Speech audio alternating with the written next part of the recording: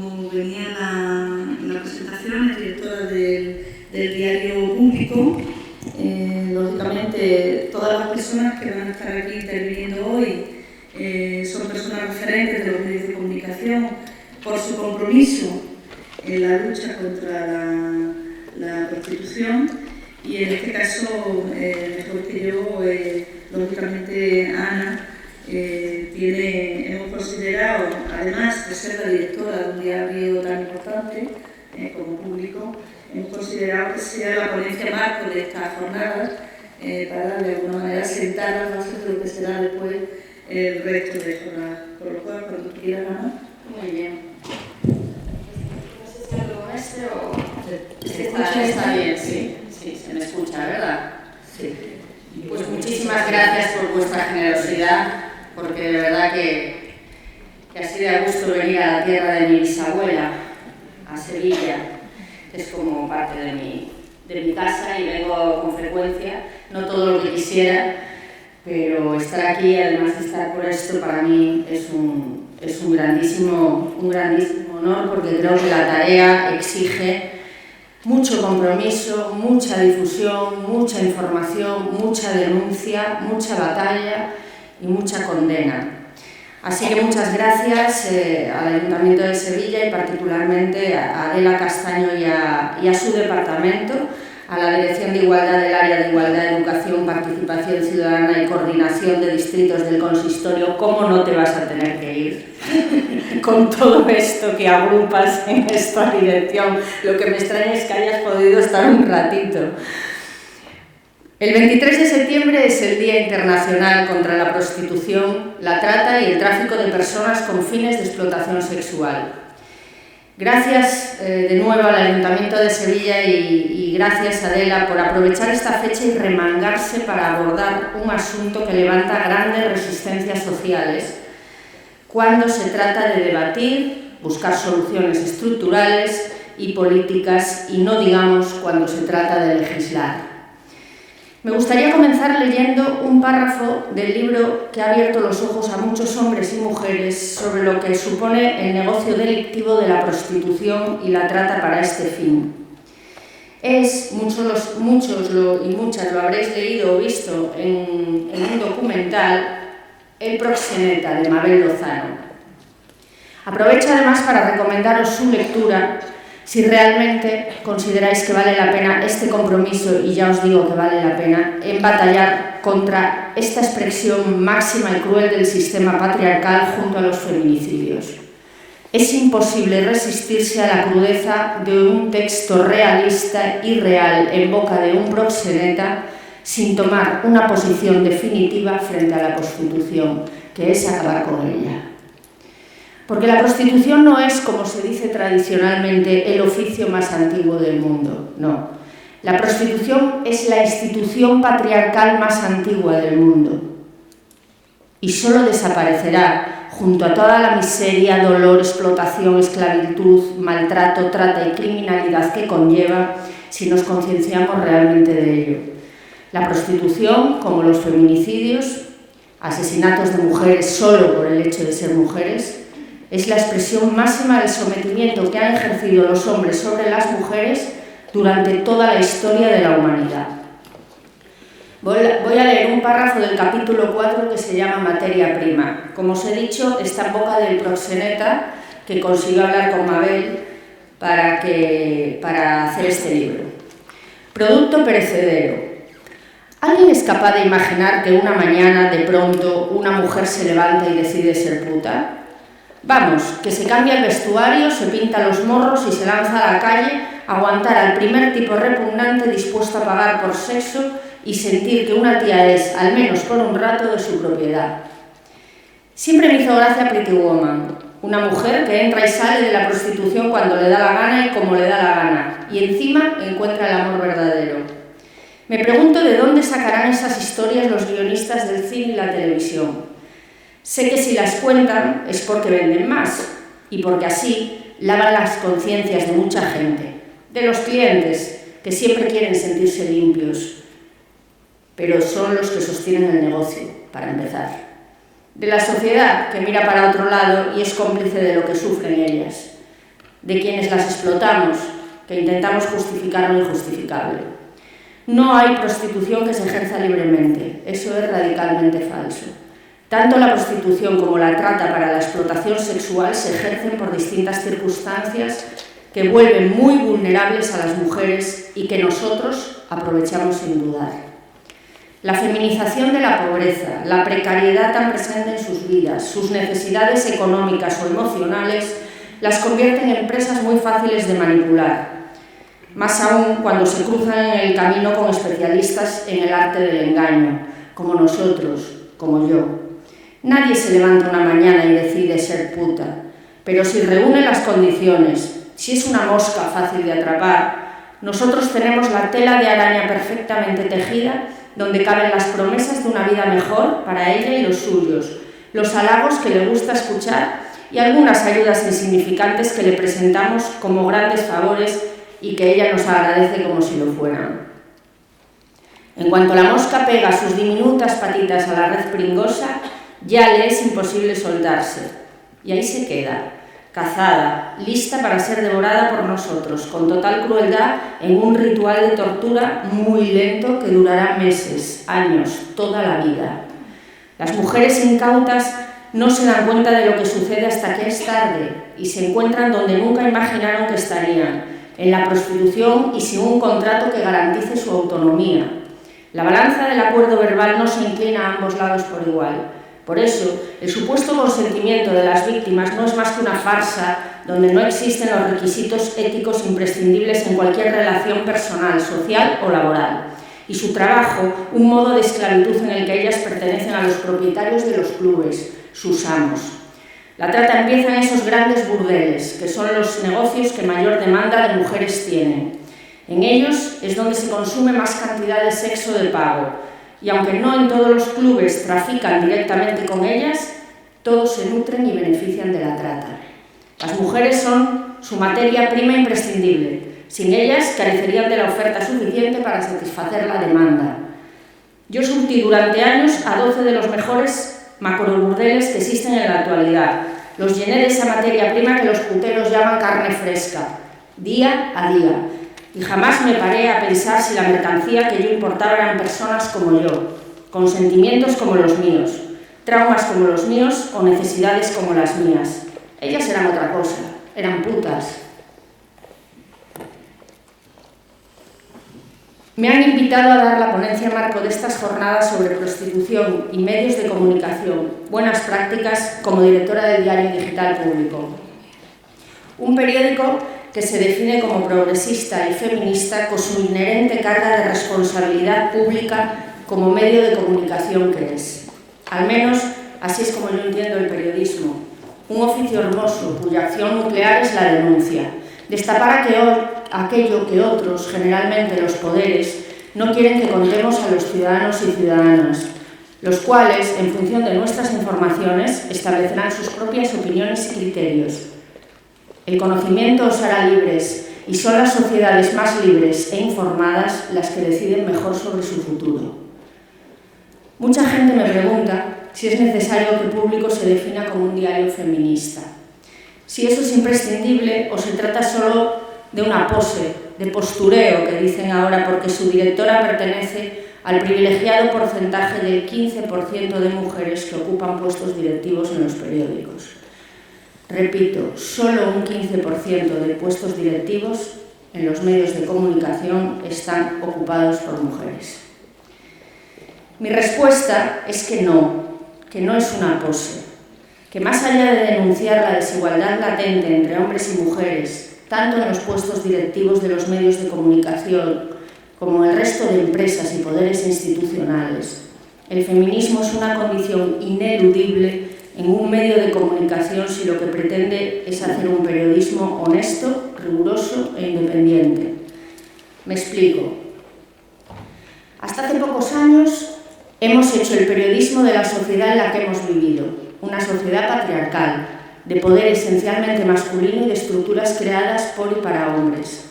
Una sociedad machista, donde también en los medios de comunicación la perspectiva se situaba de forma general en el plano masculino, tanto interno como externo del medio.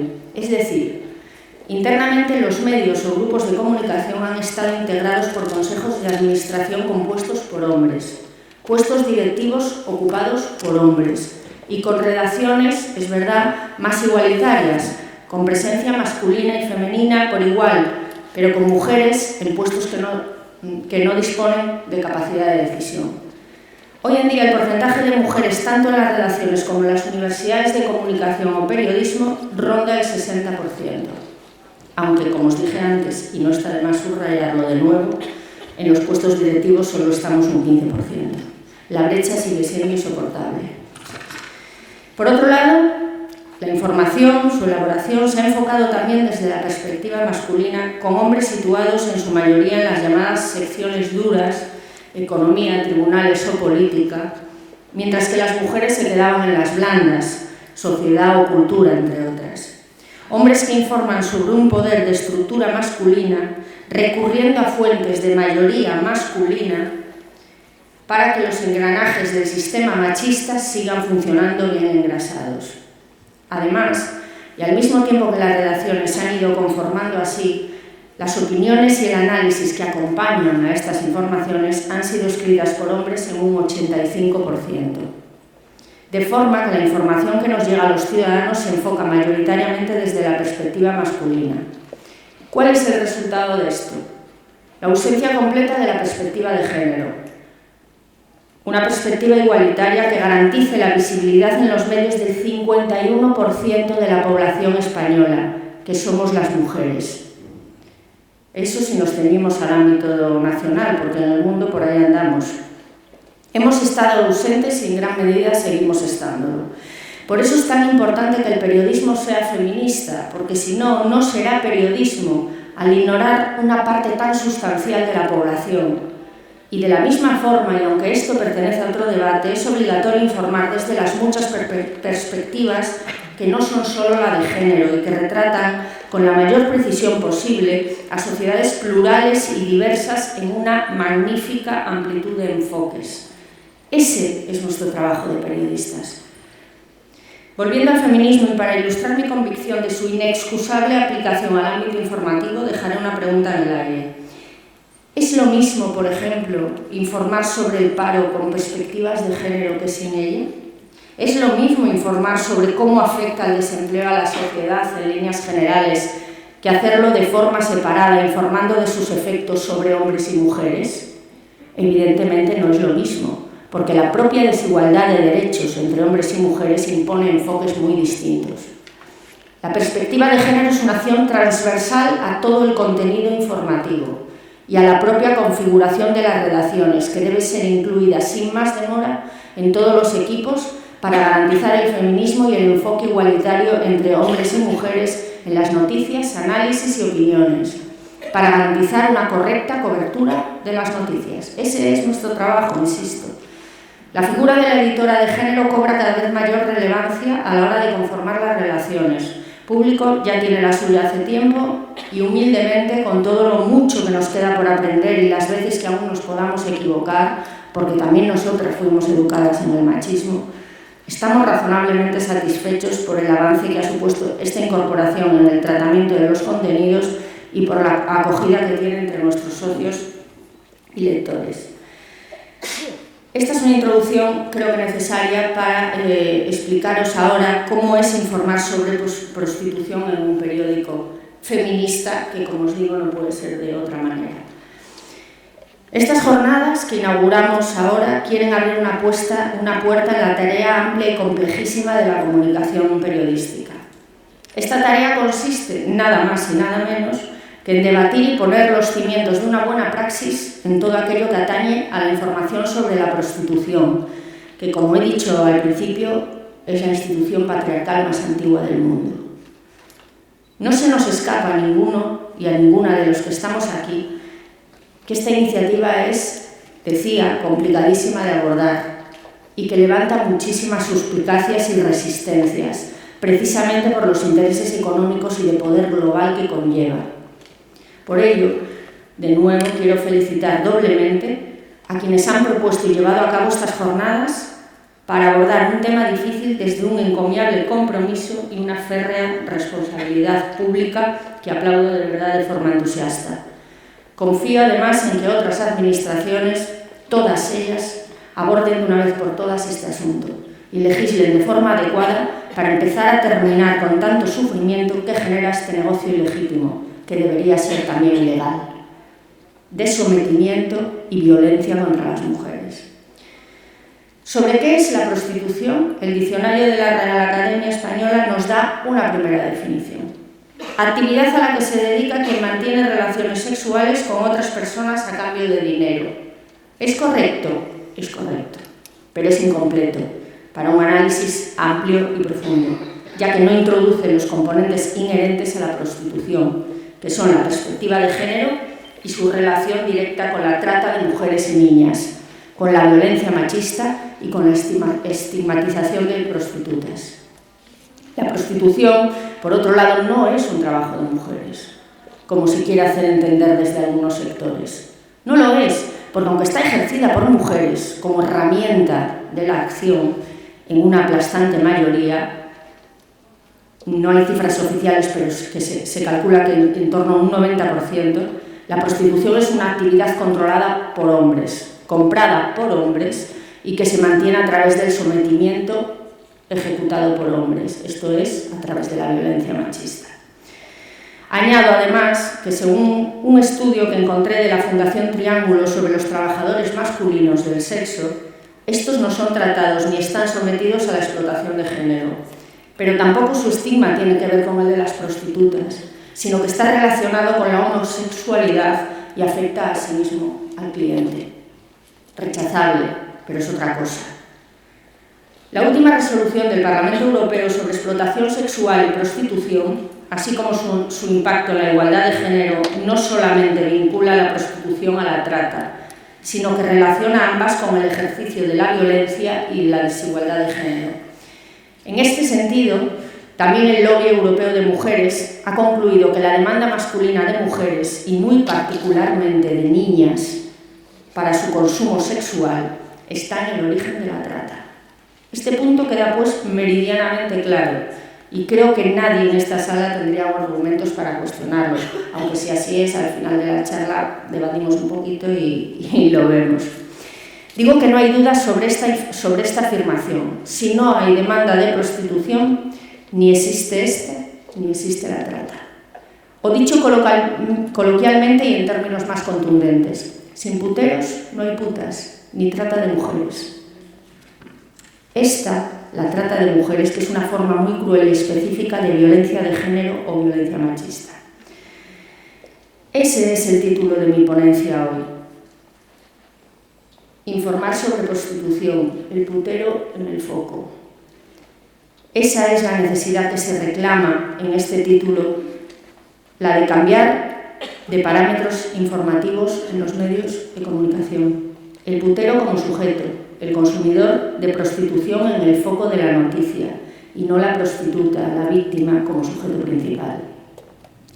Algo muy similar con sus especificidades ocurre con la violencia machista de los feminicidios, los asesinatos, otra forma puntual y la más extrema de violencia contra las mujeres, porque las violencias machistas son muchas y diversas, desgraciadamente, y conviene diferenciar todas las coyunturas y contextos para clasificarlas y buscar las soluciones más adecuadas.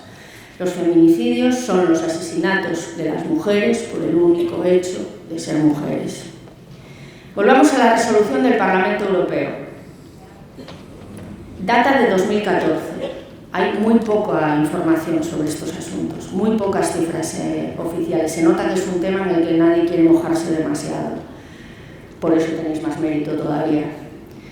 Esta resolución se refiere precisamente al papel de los medios de comunicación en la cosificación de la mujer, en la generación y reproducción de modelos e ideas preconcebidas sobre las relaciones de género y, por tanto, en su responsabilidad en el fenómeno de la prostitución y de la trata.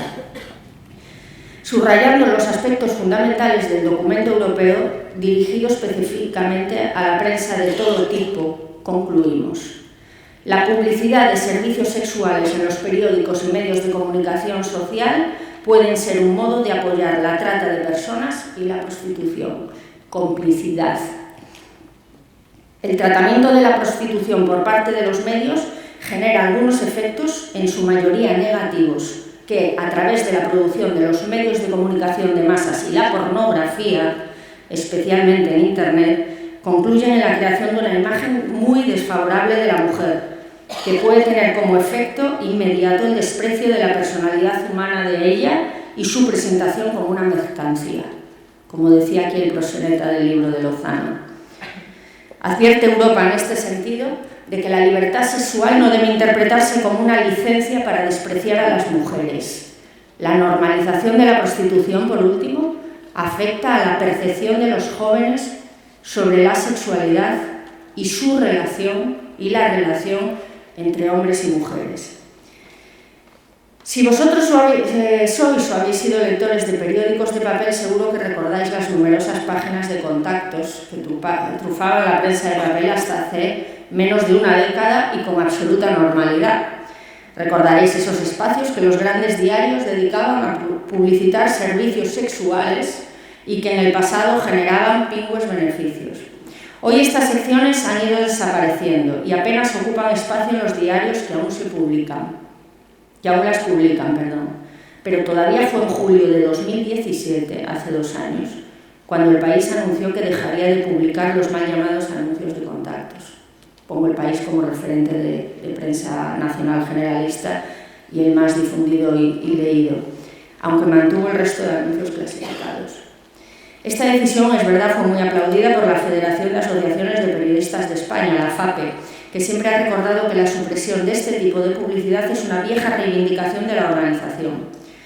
La Federación también considera inadmisible que todavía haya medios que se lucren con anuncios que convierten a la mujer en mercancía, que los hay, particularmente en autonomías, provincias y localidades más pequeñas. Es un negocio muy lucrativo para los periódicos y al que les cuesta muchísimo renunciar.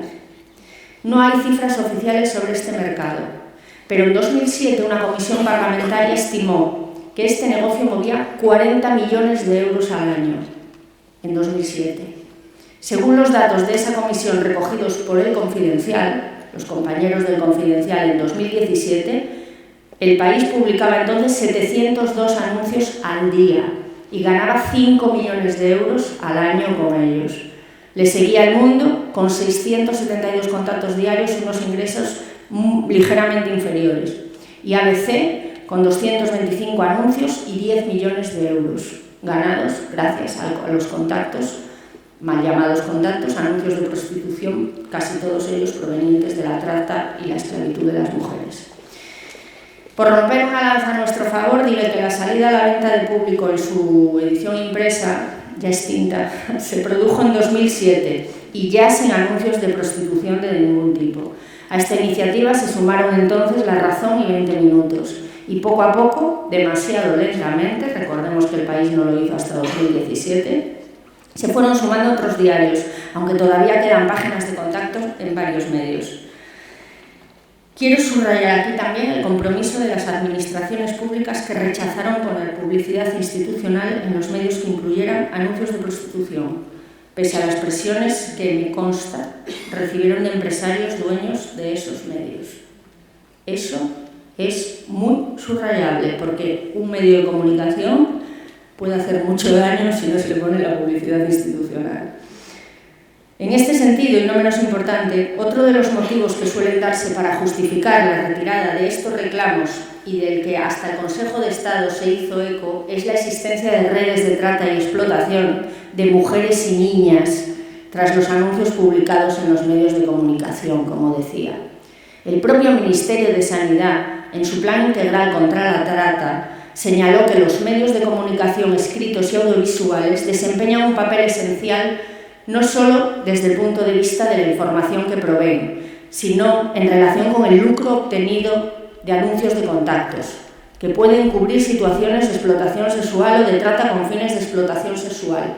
A sabiendas, los periodistas sabemos perfectamente con qué material trabajamos, y eso es complicidad. Solo en España, las autoridades detectan cada año 1.500 víctimas de trata. con fines de explotación sexual, según datos de la Asociación para la Prevención, Reinserción y Atención a la Mujer Prostituida. Que las autoridades detecten 1.500 casos al año, que ya son muchísimos, no significa que el número no pueda llegar incluso a duplicarse o triplicarse, teniendo en cuenta el altísimo consumo de prostitución en España, que nos sitúa como tercer país en el ranking mundial presentado este mismo año por la Organización de Naciones Unidas, por la ONU. Una cifra de la vergüenza, que nos exige a todos y a todas los que tenemos responsabilidades públicas o sociales, pero también a quienes no las tienen, a tomar medidas y exigirlas en el más breve plazo posible. Porque no solo somos el tercer país de puteros en el mundo, sino que somos el primero de Europa, con una diferencia amplísima con respecto al resto, y uno de los países principales en el destino y el tránsito del tráfico de mujeres. El 39% de los hombres españoles, según la ONU, ha pagado en alguna ocasión a una prostituta por sexo. Es decir, que muy cerca de la mitad de la población masculina en nuestro país es o ha sido putera, con todas las consecuencias que este comportamiento machista de sometimiento de la mujer tiene en la educación sexual, además de nuestros hijos e hijas. Se normaliza el consumo de la prostitución y, por ende, el tipo de relación que conlleva. Mujer sometida a hombre, maltrato en muchos casos, abuso en la mayoría y violación por cuanto se trata de una relación no deseada, solo concebida como un trámite comercial que implica la anulación de voluntades. Un país con un 39% de puteros que se hayan podido cuantificar merece que estos sean señalados públicamente por los medios de comunicación y castigados por el Código Penal. En esta línea, es verdad, se manifestó precisamente la Fiscal General del Estado la semana pasada durante la apertura del año judicial. Me ahorraré el comentario sobre la foto del Poder Judicial con el rey donde no había una sola mujer. Me ahorraré ese comentario. La Fiscal General del Estado reclama una legislación que penalice a los puteros, consumidores de prostitución e indiferentes al sufrimiento que conlleva su altísima demanda. Suecia, precisamente, aplica este modelo, que tiene mucho más éxito en el control de la trata de mujeres y niñas que el de países como Alemania y Holanda, donde la prostitución ha sido legalizada. Hay países, incluso, como Bolivia, donde la trata de seres humanos es considerado un delito de lesa humanidad, que por su gravedad no prescribe nunca. Algo que desde luego no ocurre en España y que sí debería plantearse ante la gravedad y las cifras en las que se sitúa nuestro país, que es una vergüenza. Ese es el camino. El castigo y el señalamiento de los puteros, la protección de las prostitutas y la lucha implacable contra los proxenetas por la erradicación de la trata. Los puteros son cooperadores necesarios de las situaciones de trata, esclavitud, maltrato, abuso y violencia machista que conlleva. El tráfico de seres humanos y la prostitución son posibles porque hay quien compra por sexo. Insisto, que castigar a esas personas contribuye a prevenir esos crímenes y a proteger la dignidad de las personas, en este caso de las mujeres y de las niñas, porque cada vez sube más las víctimas de trata captadas que son niñas, que son menores, a edades que parece imposible imaginar. Señalarlos, denunciarlos y sacar a la luz sus actividades de legitimación de crímenes horrendos contra las mujeres es responsabilidad de los medios de comunicación. Trasladar información sobre prostitución en los medios y ponerla de forma honesta, rigurosa y transparente a disposición de los ciudadanos no es una tarea sencilla, por las connotaciones y derivadas de una actividad con mucha opacidad a su alrededor y muchos intereses y complicidades para evitar que sea asociada a la violencia machista contra las mujeres. Los esfuerzos por que la prostitución sea normalizada en los medios de comunicación para que llegue al ciudadano y ciudadana con la imagen de ser un trabajo más de las mujeres son ingentes por parte de las muchas partes, a su vez, que se ven beneficiadas por esta actividad, donde las prostitutas son el eslabón más débil. Destacan en este sentido, aunque no son los únicos, pero sí tan responsables como los puteros, los proxenetas, mal llamados empresarios normalmente de la noche, y su defensa de un negocio multimillonario y de demanda continua y masiva. Por eso los periodistas debemos implicarnos más en transformar nuestras herramientas de trabajo para dar toda la visibilidad posible a la gravedad de las implicaciones criminales y de violencia machista que acarrea el consumo de prostitución. Por ello, creo que debemos esforzarnos sobre todo en 3 aspectos: mejorar la construcción de las narrativas, mejorar el uso de las imágenes y mejorar el uso del lenguaje.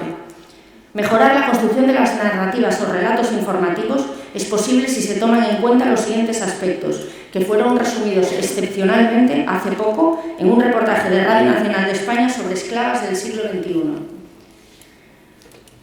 En primer lugar, debemos profundizar en el contexto y las raíces de la controversia. Es necesario armar relatos coherentes que den un sentido estructurado y explicativo al fenómeno y que permitan superar la fragmentación y desarticulación con la que en la actualidad aflora a los medios la información sobre la trata y la prostitución. Eso puede depender, claro, de que el medio genere su propia información y de una menor dependencia de las agencias. Es necesario contextualizar y visibilizar todas las dimensiones del problema, distinguiendo sus elementos. No es lo mismo trata que prostitución, ni tráfico de personas que trata. A sus actores y haciendo las necesarias atribuciones de responsabilidad. ¿Quiénes son los delincuentes y responsables y quiénes son las víctimas? Se trata de realizar un ejercicio responsable de la función periodística, investigando y entrando a fondo en los hechos, aproximándose a ellos con la mayor objetividad e independencia posible para mostrar todo el panorama del tema investigado, antecedentes, contexto y consecuencias, y no quedándonos solo en el relato de los hechos aparentemente aislados que normalmente parten de fuentes policiales, nada más. Dar seguimiento y continuidad a las informaciones de una determinada noticia forma parte de esa profundización. Y abordar el tema desde el rigor, sin apriorismos, es decir, sin reproducir lugares comunes o afirmaciones generalizadas que no puedan verificarse y proceder, por supuesto, a una contrastación de la información, insisto, no quedándonos siempre en las fuentes policiales. Procurar la pluralidad y diversificación de enfoques. Uno de los problemas en la actualidad es la falta de pluralidad de la información, así como de los enfoques especializados que favorezcan el análisis, lo que se relaciona con la escasa diversidad de fuentes consultadas en su elaboración. Es importante y es necesario trascender los enfoques que reducen la prostitución y la trata a la criminalidad, para introducir otras dimensiones relevantes que se encuentran en el origen de este fenómeno y que permiten entenderlo de una forma más global: la pobreza, la raza y el género, o los movimientos migratorios y las violaciones de derechos humanos como factores de vulnerabilidad asociados intrínsecamente a la trata de mujeres con fines de explotación sexual y la prostitución. Del mismo modo, permanecen invisibles aspectos sobre la prostitución y la trata en los medios que no pueden dejar de señalarse. Su vinculación con la violencia de género, las cuestiones asociadas de salud pública, los aspectos económicos, las diferencias entre los delitos de trata y tráfico, lo que se considera trata y las dificultades para perseguirla, los recursos para las víctimas, las posibilidades de denuncia para la ciudadanía, etc. Procurar la pluralidad y diversidad de fuentes. Es importante no recurrir, decía, únicamente a fuentes oficiales, particularmente las policiales, sino acudir también a expertos de las ONGs que intervienen directamente en la asistencia a víctimas de trata y a prostitutas, a profesionales de los servicios sociales locales, a expertos de la universidad y del sistema de salud, de organizaciones internacionales, etc. Y en general a todas aquellas fuentes que permitan contrastar, matizar y complementar la información. Eso incluye dar voz a las propias mujeres, siempre que sea posible. Generar nuevos relatos, no los relatos estereotipados, escuchar nuevas voces, informar responsablemente sobre prostitución y trata. Radica también en priorizar las historias antes que las cifras o los hechos y aspectos más sensacionalistas y escabrosos, creando puentes entre las mujeres y el público que permita a éste reflexionar críticamente al respecto. Esto pasa por ofrecer propuestas de interpretación alternativas que den un discurso propio a las mujeres en situación de prostitución, nada de estigmatizarlas, desde el respeto, sin caer en esos estereotipos, y que consigan incluir otras dimensiones necesarias de interpretación como la pobreza o el género. Es necesario mostrar toda la realidad de las mujeres que en una etapa de su vida o toda su vida ya se encuentran en esa situación, haciendo hincapié en su supervivencia y su fuerza, no victimizándolas, ni juzgándolas. El relato mediático puede ser un instrumento de reparación para las mujeres. Darle la palabra a las mujeres debe discurrir en paralelo a la visibilización de los delitos y los delincuentes. ¿Quiénes son? ¿Cómo actúan? ¿Quiénes son sus cómplices y cómo actuar contra ellos? Así como de los demandantes, que forman parte cómplice del hecho, pero siempre están ausentes. Otra parte importante son las imágenes, cuando se producen detenciones o se producen redadas en burdeles.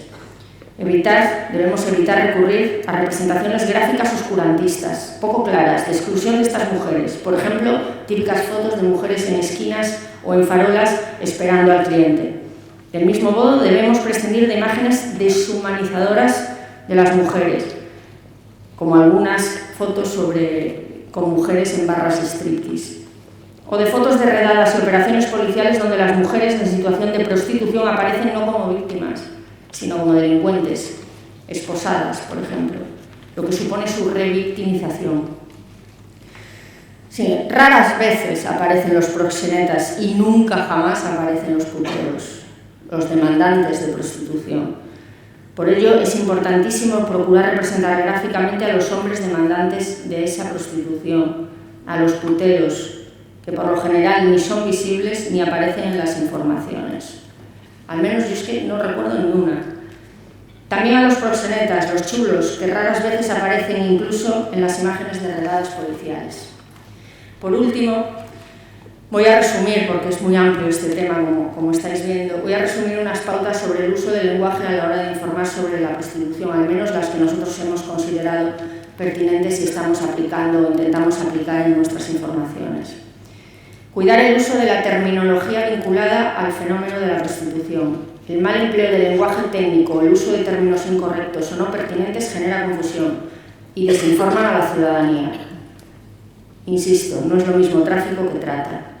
Evitar el uso de expresiones que naturalicen o encubran los delitos, eufemismos que lo opaquen, legitimen o induzcan a error, así como vocablos en desuso o incorrectos. Por ejemplo, prostitución infantil, empresarios de la noche, trata de blancas, mercado del sexo, meretriz, trabajadora sexual, etc. Evitar la narrativa y las expresiones sensacionalistas o amarillistas. Visibilizar a los demandantes de prostitución, a los puteros. Existe oferta porque existe demanda y para hacer evidente esta relación hay que plasmarla en el lenguaje y en las noticias y en las informaciones. Además, referirse a los clientes o a los consumidores hace pensar en la existencia de una relación comercial equilibrada entre las dos partes y no en el ejercicio de poder de uno sobre la otra.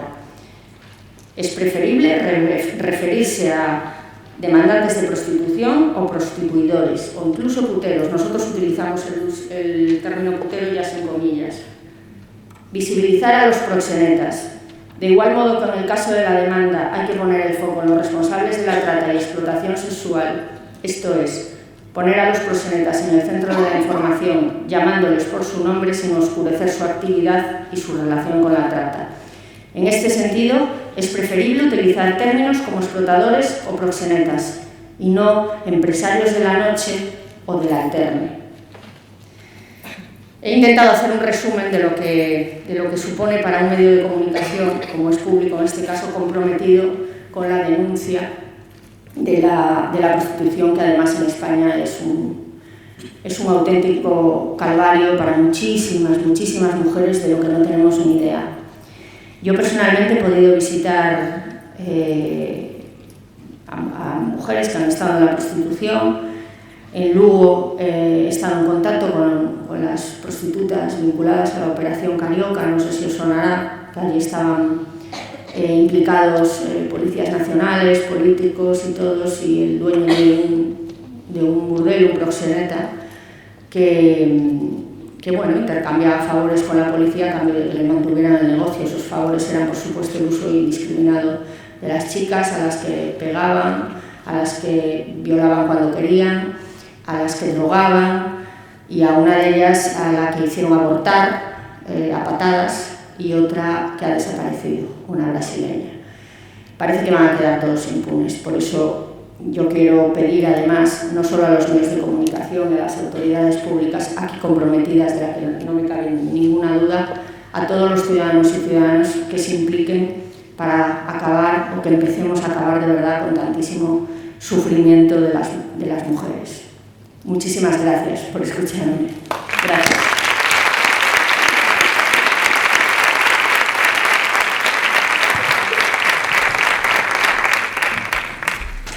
Bien, pues muchas gracias, Ana. De todas maneras, brevemente voy a leer tu currículum porque parece normal, lógicamente, nombrar las cosas. Muchas gracias. Licenciada en Filología Hispánica por la Universidad de Santiago de Compostela, máster de Medios de Comunicación por la Universidad de La Coruña. Antes de incorporarse a la redacción de Público, trabajó en Diario Sur de Málaga, La Voz de Galicia, Diario 16 y El Siglo de Europa. Fue asesora, ha tenido también responsabilidades institucionales, fue asesora de comunicación en los Ministerios de Defensa, Industria, Turismo y Comercio y vicepresidencia de Política Territorial del Gobierno. Ha sido también corresponsal antes de ser directora del Diario Público. En la actualidad también colabora con varias radios y televisiones como Telecinco, 4, TV3, Telemadrid, Cataluña Radio, entre otras. Es como que si no parece que no existe. Eso es una máxima entre las mujeres, entre las feministas, ¿no? Y sobre todo es muy importante, eso era un viejo debate, ¿no? Pero es muy importante que lleguen mujeres comprometidas, mujeres feministas a esas responsabilidades, como es en estos momentos dirigir un periódico como Público. ¿Tenéis la palabra? Sí, ¿Queréis me da opinar? un poco la hora, pero si alguien quiere hacer alguna pregunta, intervención, lo que sea, aquí estoy. Quiero Aquí está.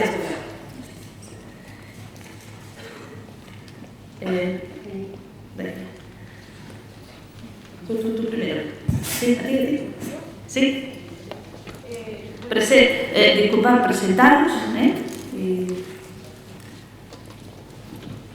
Bueno, gracias Ana por su exposición. Yo trabajo de la casa, del área de igualdad, el servicio de la mujer. En relación a lo que ha planteado Ana en cuanto a la construcción del nuevo relato, ¿no? O del enfoque del relato que hay que dar a nivel periodístico, me gustaría conocer o que si nos pudiera dar más datos sobre las dificultades para que ese relato no sea así. Quiero decir, yo como usuaria, ¿no? Y como ciudadana me encuentro o escucho siempre que una de las grandes dificultades es el tiempo con el que a veces se cuenta para elaborar las noticias o en menor medida me imagino que una opinión, porque una opinión pues, tú la das cuando quieres, pero si hay una noticia o un análisis respecto a una situación que se haya dado, me imagino que muchas veces el tiempo es el que impide, pero no sé si además hay otros factores como la presión que podáis recibir los medios de comunicación para que elaboréis ese tipo de noticias, en fin. ¿Qué es lo que dificulta, en definitiva, si podéis dar un dato sobre qué elementos dificulta la construcción del relato desde la perspectiva feminista y de la perspectiva de género? Pues mira, lo has dicho tú muy bien, lo de la falta de tiempo sin duda es uno de los factores definitivos, por una razón, porque además los medios digitales tenemos una doble tarea, además de elaborar información propia, tenemos que estar informando de la actualidad pues prácticamente al momento, ¿no? Se trata, sin embargo, de establecer prioridades, es decir, nosotros tenemos la opción de coger un teletipo de la agencia que viene, pues la información tipo sobre detenciones, redada policial con la detención de dos señores cuyos nombres no dan y tantas prostitutas que estaban en condiciones de trata o víctimas de trata o lo que sea. Tenemos esa opción o tenemos la opción de apartarla unos segundos, darle nuestra forma y después intentar recabar más información. Pero he de decir respecto a estas cosas que cuanto más insistes, menos te dan, menos información te dan. Hay muy poca información sobre las operaciones policiales, o sea, más allá de lo que ellos, de lo que la policía o los juzgados o demás quieren dar, no se salen del guión. Es decir, no hay nombres por ejemplo, de los puteros que estaban en el momento de la redada, nunca, jamás, en el momento de la redada en el burdel, que yo creo que no hay prueba más grande, ya no es que sean presuntos, que diremos presuntos, puteros, pero yo creo que no hay prueba más grande que el hecho de estar allí cuando hay una redada. Y ni hay los nombres de los proxenetas, y es en buena lógica los nombres de las prostitutas, aunque es más fácil obtener las típicas fotos de ellas, ya habréis visto muchísimas en las mismas barras de los burdeles, pues muchas veces algunas esposadas, otras no, juntas, sin saber, muchísimas no hablan español, etcétera, etcétera. Falta de información, insisto, falta de transparencia por parte de las autoridades, como si tuvieran miedo a que ese delito se conociera en toda su amplitud y luego pues, crear el relato propio con los parámetros que he explicado en la conferencia y dejarnos de teletipos y demás. ¿Supone un esfuerzo adicional? ¿Supone llegar un minuto más tarde que el resto de medios de comunicación? Asumimos ese coste.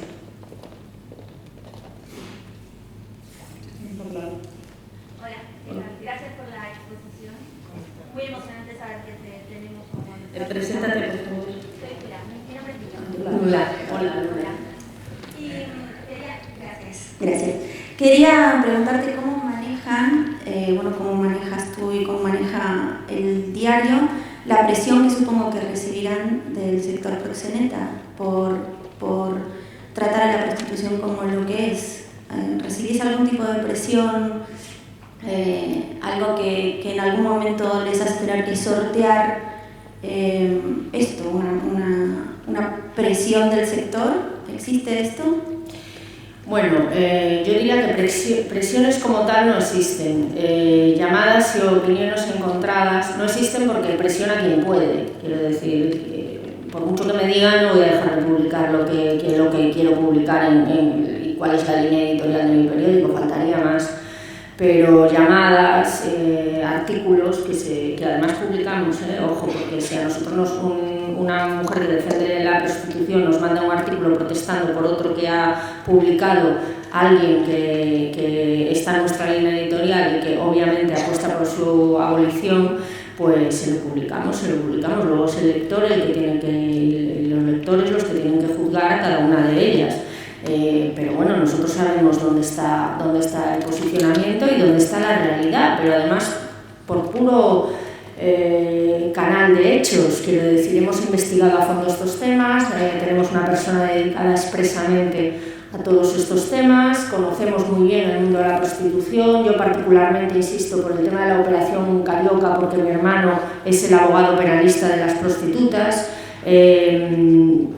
Conozco muy bien este mundo, no tienen que decirme, respeto su opinión porque respeto la opinión de todo el mundo hasta unos límites, ¿no? Que son los derechos humanos, y yo creo que la legalización de la prostitución entra en conflicto con los derechos humanos. Sí lo creo, eso no significa que vaya a vetar sus opiniones porque soy más partidaria de convencer y seducir e integrar que de vetar. Y realmente en los debates que hemos tenido con ellas es que no hay argumentos para defender la prostitución. Tú no puedes legislar en función de anécdotas elevadas a categoría. O sea, porque una mujer quiera prostituirse de verdad que quiera, porque gana más dinero, por lo que le dé la gana, no puedes poner en riesgo la vida y el sufrimiento de tantísimas otras. Las leyes están para garantizar la justicia social, no para garantizar los caprichos de un grupo de personas, mucho menos de los lobbies, que esos los conocemos bien y los tenemos perfectamente localizados.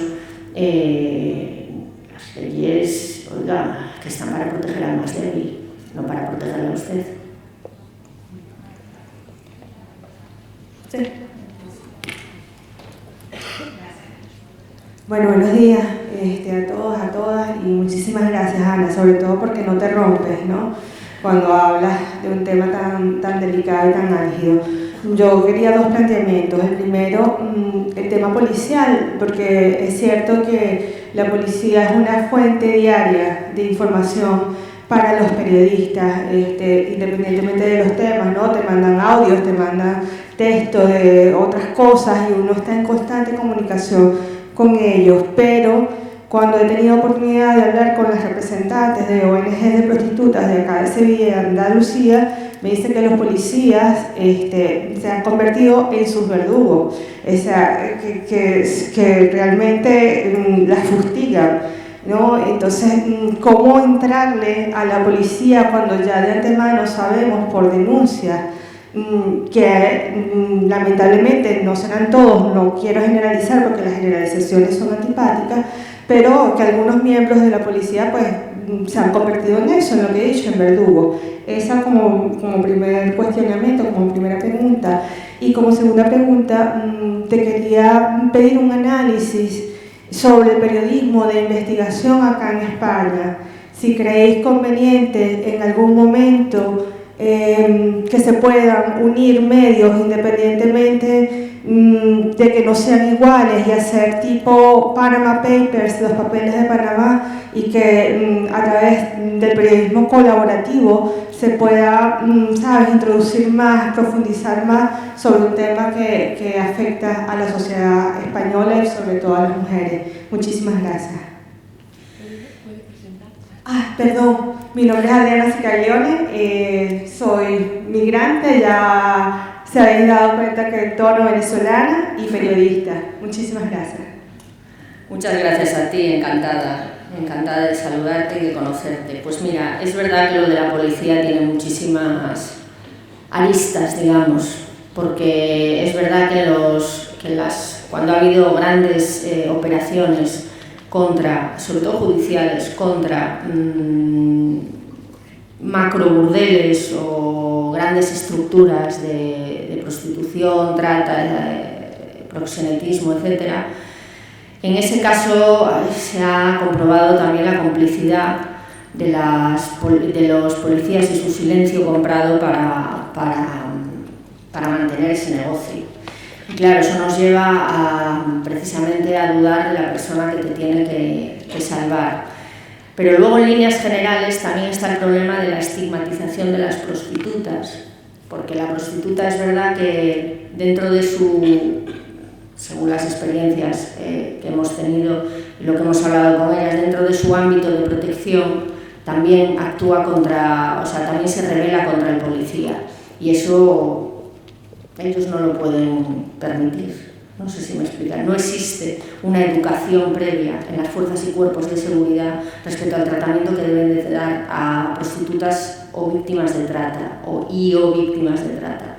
Entonces creo que es muy importante que también se introdujera ese tipo de preparación para las fuerzas y cuerpos de seguridad específica para quienes estén dedicados a delitos de trata. Me consta que existe mucha gente preocupada de verdad y comprometida en luchar con este problema, gente además asqueada por lo que ha llegado a ver o lo que ha llegado a sentir al ver determinadas situaciones realmente insoportables para la vista y los sentidos de cualquier ser humano. Pero es necesaria esa preparación y es necesario que contribuyamos a desestigmatizar a las prostitutas, porque las prostitutas no son delincuentes, las prostitutas son las víctimas de un entramado muy complejo donde se mueven intereses millonarios y donde siempre salen perdiendo ellas. Y sobre el periodismo de investigación, tú supongo que te refieres a liarse tipo como los papeles de Panamá, como se hizo, pero para la materia específica de la prostitución. No me parece nada mal la idea. Lo que pasa es que a los periodistas nos cuesta organizarnos porque hay mucha competencia entre los medios de comunicación. Entonces cuesta organizarse si no son periodistas freelance independientes que se organizan entre sí y luego ofrecen su trabajo a determinados medios de comunicación. Pero sí sería una buena idea que, por ejemplo, los periodistas progresistas abordáramos de forma unilateral este problema, intentando destapar todo el entramado de la trata y del proxenetismo y bueno, del negocio mal llamado negocio de la prostitución, porque además todavía no existen pruebas, pero sí los suficientes indicios, por ejemplo, para vincular estas tramas también con el determinado, no digo en España, que no lo sé, el determinado ascenso en movimientos de ultraderecha, de financiación de la ultraderecha más ultraderecha que existe ahora en el mundo y que nos está dando grandes disgustos. Tomamos nota. Yo lo voy a decir, a ver qué pasa. A ti.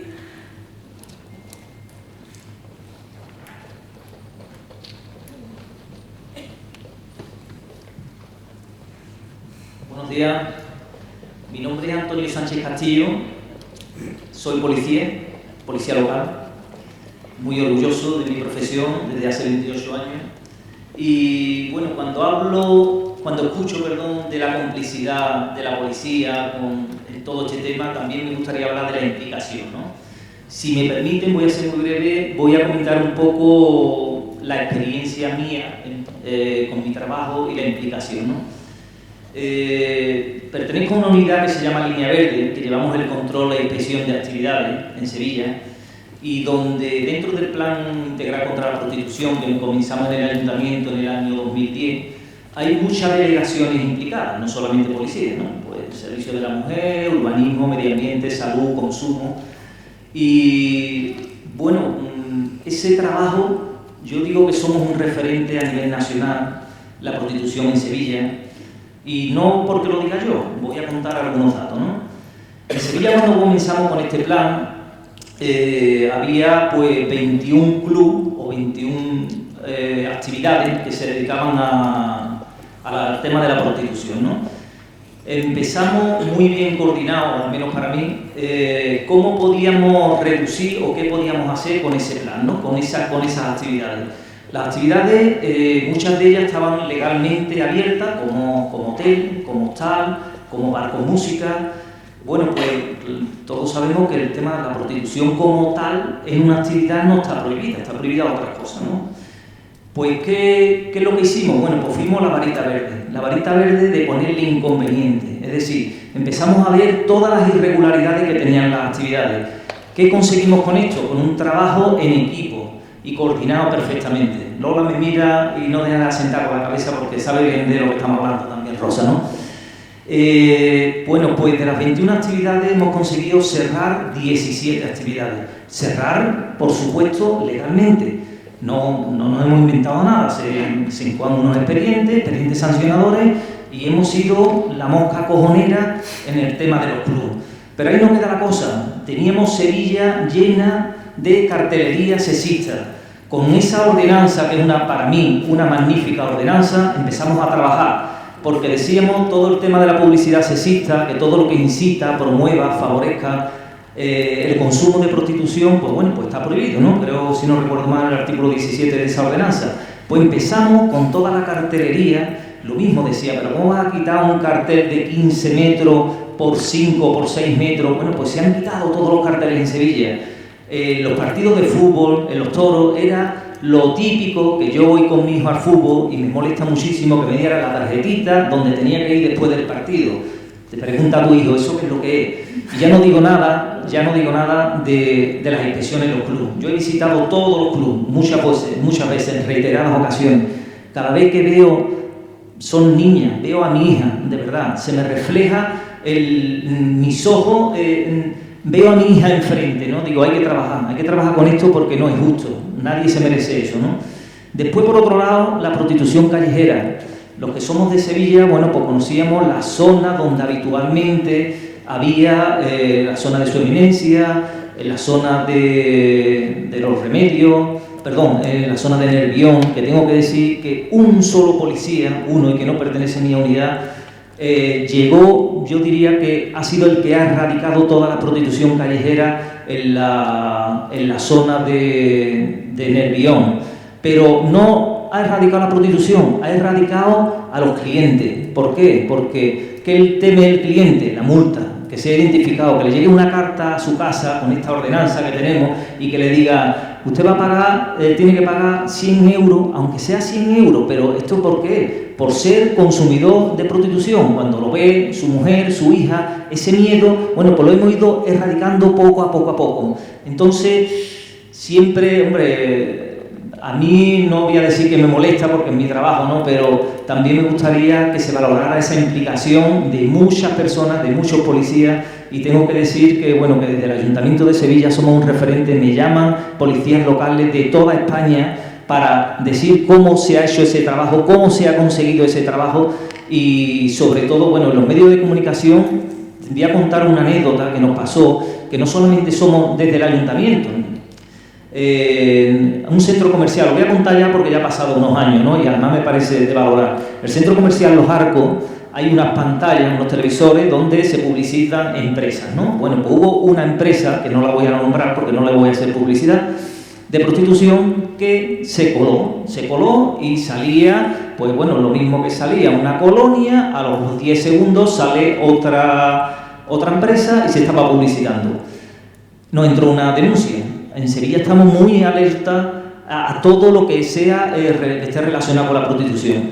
Salió eso en un centro comercial Los Arcos. Yo estaba en casa, estaba de descanso, me llamaron, fui inmediatamente, grabé vídeo, hice fotos y me puse en contacto con el jefe de seguridad y por supuesto con el director del centro comercial. Decía, este señor, por eso digo que la implicación y que la persona que se involucra es muy importante. Él podía haber dicho, aquí hay un contrato, no podemos quitarlo, a ver qué es lo que podemos hacer. ¿Sabéis qué es lo que hizo? Apagar inmediatamente todos los televisores.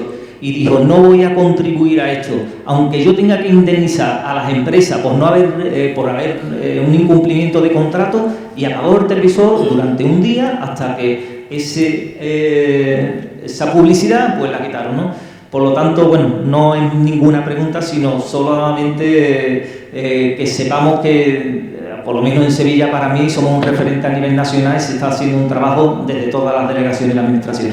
Gracias.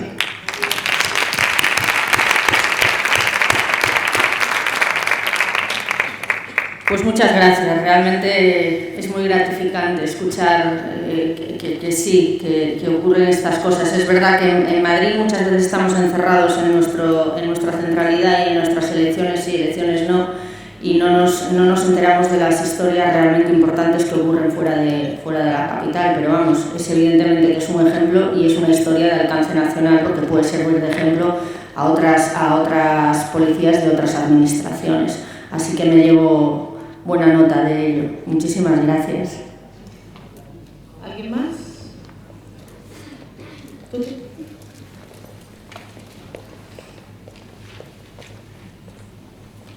Hola, buenos días. Yo soy Naima y soy estudiante de la universidad. Entonces voy a hacer una cuestión que espero que esté más o menos relacionada. Y en la universidad, digamos que se puede ver algo de conciencia sobre la prostitución y la trata, pero en los 2 últimos años me he dado cuenta que cada vez se ve con más normalidad ser sugar baby, que no sé si sabéis lo que es, pero la mayoría son universitarias que intercambian, digamos, su tiempo a cambio de dinero. Entonces, anteriormente has dicho que no es lo mismo la prostitución que la trata. Y mi pregunta es, ¿ser sugar baby es la prostitución, digamos, maquillada? Muchas gracias. Es complicado porque no sé hasta qué punto llega ese intercambio de tiempo por el que se paga, entiendo yo. Bueno, puedes decir que prostituyes tu tiempo, sí, tu tiempo libre o tu compañía. Realmente no sé si hay acto sexual o no, porque sería lo riguroso de la prostitución, pero esto que cuentas existía cuando yo estaba en la universidad, en Santiago de Compostela, y me acuerdo que había una discoteca, había varias, pero había una particularmente a la que íbamos siempre, pues eso, a partir de las 3 de la mañana o así, los estudiantes, y recuerdo que los dueños del hotel, de la discoteca, tenían un book de algunas estudiantes que estaban dispuestas a prostituirse, pues eso, para generar mayores ingresos que los que les daban sus padres. Y recuerdo una historia, además, de una chiquilla muy guapa que estaba en esa lista para sacarse un dinerito extra, y cuál no sería su sorpresa cuando uno de esos servicios la que la contrató fue su padre, que era médico y estaba en un congreso. Así que historias desgraciadas en todas partes. ¿Eso es prostitución? Yo creo que sí, pero ya te digo que para considerarlo técnicamente prostitución tiene que haber intercambio sexual. No sé si lo hay. Lo habrá a lo mejor en algunos casos y otros no.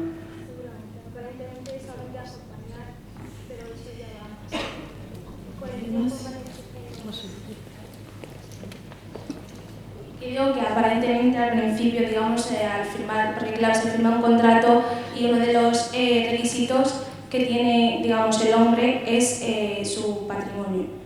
En cambio ella pues tiene que ofrecer, digamos, su tiempo aparentemente, pero después se van conociendo. Bueno, es que son historias que me han ido contando por compañeras que desgraciadamente se dejan, pero bueno, por necesidad o lo que sea. Y ya con el tiempo pues la cosa va más, evidentemente no hay que, digamos, llegar a la penetración para que sea un acto sexual, pero yo considero que es algo, o sea, se acerca bastante a la prostitución. Sí, teniendo en cuenta que el hombre compra tu sometimiento para que hagas lo que él quiera, independientemente de que haya acto sexual o no, sí se puede considerar prostitución, entiendo. Es que la base es la misma.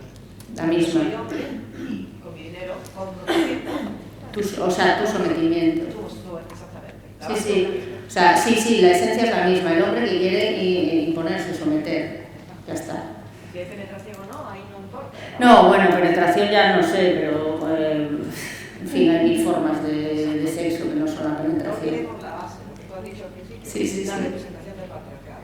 Pero yo te digo que eso denunciado ante los tribunales no se considera prostitución. Y ese es el problema. ¿Alguna intervención más? ¿Alguna opinión?